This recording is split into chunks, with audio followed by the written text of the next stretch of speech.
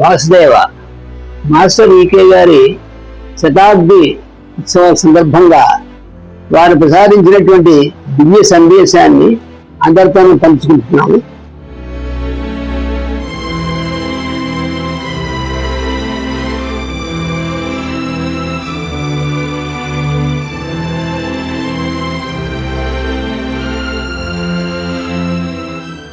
నేను చేయవలసింది నేను చేయాలి, మీరు చేయవలసింది మీరు చేయాలి. ప్రణాళిక పైవారిది, భగవంతుడిది కనుక వారు చేయవలసింది వారు చేస్తారు. నన్ను సేవా కార్యక్రమాన్ని నమ్మి పనిచేస్తున్న వారి మధ్య సరైన అవగాహన, రైట్ అండర్స్టాండింగ్ ఏర్పడాలి. ఒకరితో ఒకరు సహకరించి పనిచేయడం నేర్చుకోవాలి.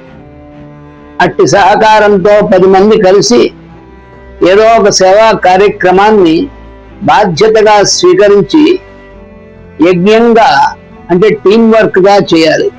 అలాగే చేయించడం కూడా నేర్చుకోవాలి. శరీరాలు అందరికీ ఉన్నట్లే మనకు ఉన్నాయి. అందరూ శరీరాల్లో ఉన్నట్లే మనము ఉన్నాము.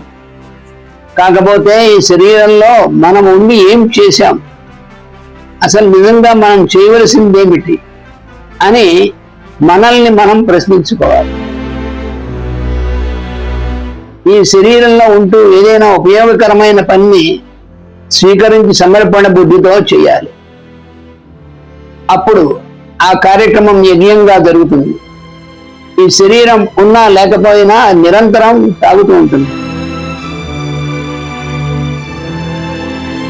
ఉదాహరణకు నా ద్వారా నిర్వహించబడుతున్న ప్రణాళికలో స్వార్థము ఏమీ లేదు కనుక ఈ కార్యక్రమం నిరంతరము సాధించబడుతుంటుంది. తెలియక ఎవరైనా ఏదైనా చేసినా, పొరపాటు జరిగినా, లోపాలు కానీ దోషాలు కానీ కనబడినా వారి చిన్నచూపు చూడడం మాని చేతనైన సహాయం వారికి చేయడం, సర్దుబాట్లు చేయడం ఇలాంటివి నేర్చుకోవాలి.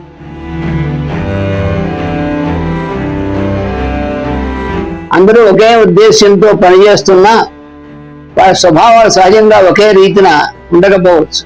కాబట్టి అలాంటి వారికి కొంతకాలం పట్టవచ్చు. నేను సోదర బృందంలో అనేక మంది విషయాలలో ఎక్కువ కాలం వేచి చూశాను.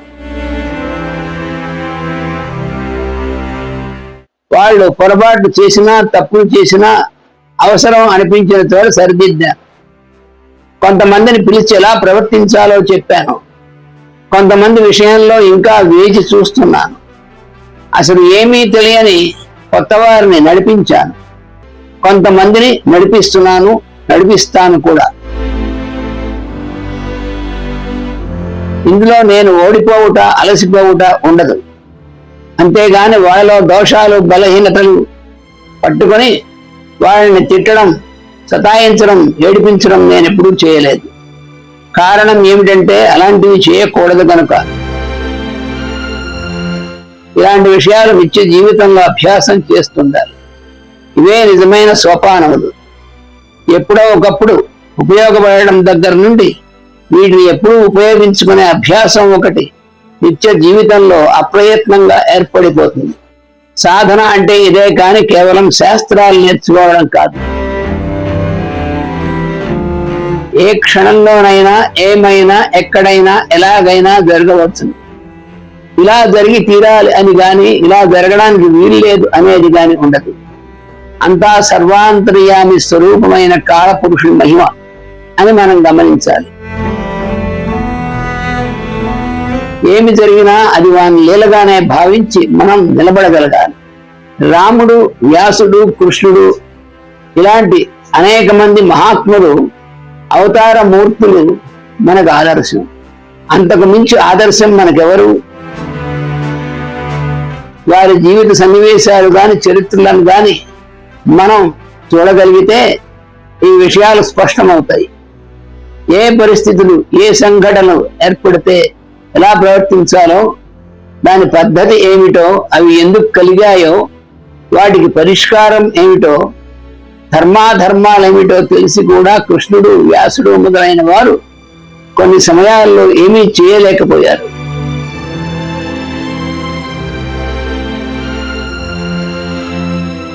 అలా అని వారు చేతగాని వాళ్ళు అనలేము కదా.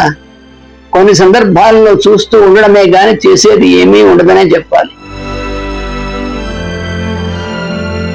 ఎవరైనా చేయగలిగింది గాని చేయవలసింది గాని ఏమిటంటే మనకు చేతనైంది అశ్రద్ధ లేకుండా చేయడం, మనల్ని నమ్ముకున్న వాళ్ళకి అవకాశం ఉన్నంత వరకు రక్షణ కల్పించడం లేదా సహాయం చేయించడం, మనస్సుకు నిజమనిపించిన మంచి సలహాలను చెప్పడం, సేవను గాని కార్యక్రమాలను గాని అపారమైన శ్రద్ధాభక్తులతో చేయడం, ఒళ్ళు దాచుకోకుండా పనిచేయడం, ఇవే ముఖ్యమైన విషయాలు.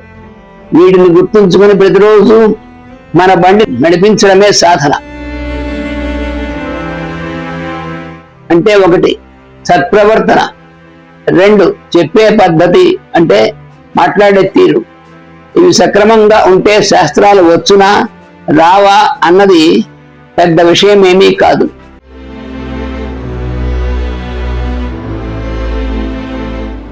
సేవా దృష్టి, త్యాగబుద్ధి ఉండి శాస్త్రములు కూడా వచ్చినచో తన ద్వారా నిజమైన సేవ జరుగుతూ ఉంటుంది. నేను అందరినీ ప్రేమించినట్లుగానే మీరు ప్రేమించడం నేర్చుకోండి. అలాగే నేను క్షమించినట్లుగానే మీరు క్షమించడం నేర్చుకోండి.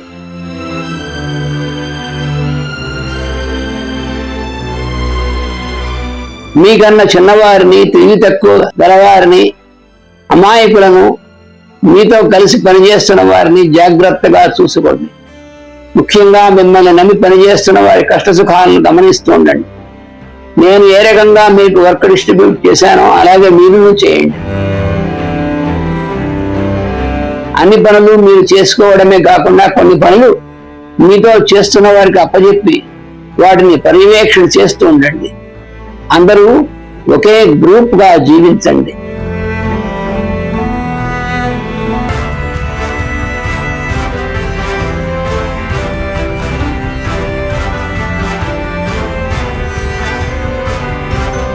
వాసుదేవ. ఈ సందేశం మాస్టర్ గారు 1984 సంవత్సరం మార్చి 7వ తేదీన ప్రసాదించారు. వాసుదేవ.